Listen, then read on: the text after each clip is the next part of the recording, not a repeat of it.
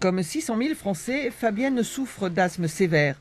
Traitée dans le centre d'exploration fonctionnelle du CHU de Bordeaux, elle vient de bénéficier d'un traitement expérimental, fruit du travail conjugué d'une équipe de chercheurs de l'INSERM et de l'Université de médecine. Moi, ils m'ont redonné une qualité de vie, une vie tout simplement, que j'avais plus avant.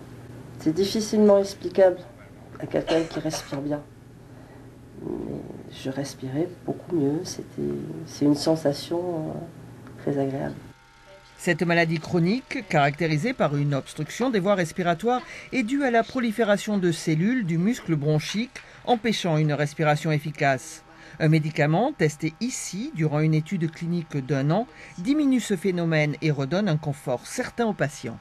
On a du muscle dans nos bronches qui permet aux bronches de se contracter. Et donc ce médicament a diminué l'épaisseur de ce muscle. Et ça s'est traduit chez les patients par une diminution du nombre d'exacerbations. Les exacerbations, c'est des dégradations de l'asthme. C'est un médicament qui, au départ, est un traitement utilisé dans le traitement de l'hypertension artérielle et de l'angine de poitrine.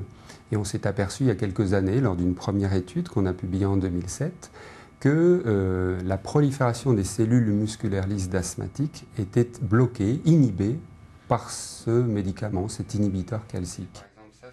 Cette piste thérapeutique ne guérit pas la maladie, mais rend le quotidien des patients moins difficile. En diminuant la taille du muscle lisse bronchique, l'idée c'est qu'on enlève la sévérité. À l'asthme, on reste asthmatique, mais la maladie est moins sévère. C'est notre objectif.